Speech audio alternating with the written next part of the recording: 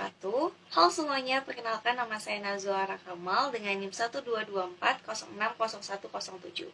Pada kesempatan kali ini saya akan menjelaskan sejarah peradaban Islam di Turki. Materi pembahasan kita yang pertama adalah pada masa pra-Islam. Jadi sebelum Islam, wilayah yang sekarang menjadi Turki ini dikuasai oleh berbagai kekaisaran, seperti Kekaisaran Romawi dan Kekaisaran Persia. Islam masuk ke wilayah ini pada abad ke-7 melalui penaklukan oleh pasukan Islam selama ekspansi Arab. Jadi pertempuran Yarmouk dan Manzikert ini adalah suatu momen penting dalam sejarah Turki pra-Islam yang menandai transisi ke pemerintahan Muslim. Nah, selanjutnya ada proses masuknya Islam.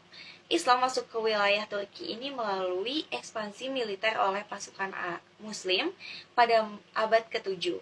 Jadi pertempuran Yarmouk yang tadi saya sebutkan dan penaklukan oleh pasukan Arab ini memainkan peran penting dalam memperkenalkan Islam ke wilayah ini. Setelah penaklukan tersebut, Turki mengalami transformasi budaya dan politik yang signifikan di bawah pengaruh Islam. Selanjutnya, dinasti Seljuk ini memainkan peran besar dalam sejarah Islam di Turki. Pada abad ke-11 mereka menaklukkan Anatolia. Nah, pemerintahan Seljuk membuka jalan bagi perkembangan seni, ilmu pengetahuan, arsitektur Islam di wilayah tersebut. Selanjutnya, pada abad ke-13, Kekaisaran Ottoman ini muncul sebagai penguasa dominan di Turki dan terus memperluas wilayahnya. Ottoman ini memegang peranan penting dalam pengembangan dan penyebaran Islam di wilayah ini, menciptakan warisan budaya yang mencakup arsitektur megah, sastra, dan sistem hukum Islam. Nah, perjalanan sejarah ini menciptakan fondasi yang kuat bagi Islam dalam budaya Turki. Dan hingga kini, Islam tetap menjadi salah satu pilar utama identitas Turki. Nah, selanjutnya ada bukti sejarah peradaban Islam di Turki. Ini dapat ditemukan dalam berbagai aspek, termasuk seni, ilmu pengetahuan, arsitektur, dan sistem hukum. Nah, contoh-contohnya ini yang pertama ada arsitektur Ottoman. Jadi kemegahan arsitektur Ottoman ini dapat terlihat dalam bangunan megah seperti Masjid Sultan Ahmet di Istanbul dan Masjid Selimiye di Edirne. Selanjutnya di seni dan kerajinan. Nah, seni kaligrafi Islam dan ukiran kayu yang rumit itu jadi bagian integral dari budaya seni Turki. Karya seniman muslim yang terkenal itu seperti Mehmet Siyah Kalem dan Karamemi. Ini menunjukkan kekayaan seni Islam di Turki. Selanjutnya, di ilmu pengetahuan dan pendidikan. Turki ini punya tradisi ilmu pengetahuan Islam yang kaya. Pusat pendidikannya tuh seperti di Universitas Al-Qarawiyyin di Fez, Maroko. Ini didirikan oleh seorang ilmuwan Turki yang jadi salah satu universitas tertua di dunia. Selanjutnya, hukum Islam. Nah, sistem hukum Islam atau hukum syariah ini memainkan peran penting dalam perkembangan hukum di Turki selama sejarahnya. Meskipun Turki mengadopsi sistem hukum yang lebih sekuler pada awal abad ke-20, namun beberapa elemen hukum Islam ini masih mempengaruhi loh sistem hukum modern. Nah, yang selanjutnya ada sastra dan filosofi. Sastra dan karya filsafat Turki ini juga mencerminkan pengaruh Islam. Contohnya adalah karya-karya filsuf Muslim seperti Ibn Sina yang memainkan peran dalam pengembangan pemikiran ilmiah dan filosofis di Turki.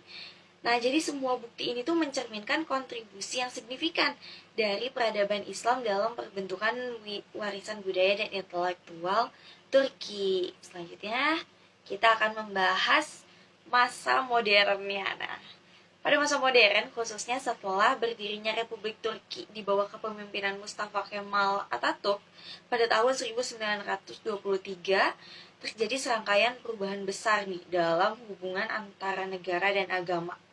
Atatürk ini mendorong transformasi Turki jadi negara sekuler dalam memisahkan agama dari kebijakan negara dan mengadopsi sejumlah reformasi. Nah, beberapa aspek terkait Islam di Turki pada masa modern ini melibatkan beberapa hal. Yang pertama ada sekularisasi.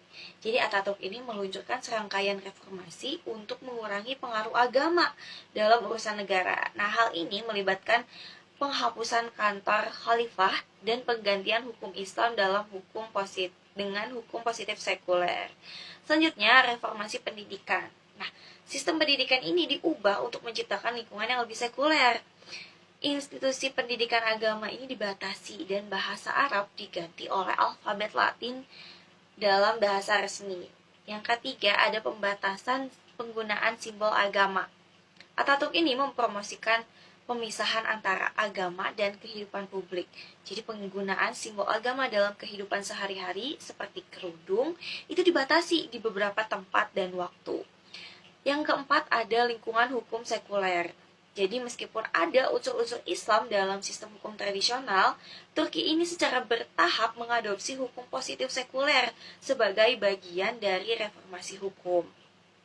Selanjutnya, kembali ke nilai-nilai agama. Meskipun banyak aspek sekuler di masa kemudian, namun pada dekade terakhir terjadi kecenderungan untuk kembali ke nilai-nilai agama di beberapa segmen masyarakat. Ya, meskipun negara tetap sekuler, tapi ada peningkatan dalam praktik-praktik keagamaan. Jadi perkembangan ini menciptakan dinamika kompleks antara unsur-unsur sekuler dan keagamaan dalam masyarakat Turki modern. Jadi meskipun Turki tetap sebagai negara sekuler, namun peran Islam dalam kehidupan sehari-hari dan politik ini masih jadi subjek perdebatan dan evolusi. Nah, kesimpulannya, secara keseluruhan, perkembangan Islam di Turki ini memiliki dimensi historis yang kaya. Jadi dari masa pra-Islam hingga modern, Turki mengalami transformasi budaya, politik, dan sosial yang dipengaruhi oleh Islam. Pada masa modern, terutama setelah berdirinya Republik Turki, ini terjadi upaya untuk menyekularasi negara dan memisahkan agama dari kebijakan negara. Namun meskipun demikian, identitas Islam ini tetap jadi bagian integral dari sejarah dan budaya Turki, dan ada dinamika kompleks antara unsur-unsur sekuler dan keagamaan dalam masyarakatnya. Sekian yang dapat saya sampaikan, kurang lebihnya mohon dimaafkan. Wassalamualaikum warahmatullahi wabarakatuh.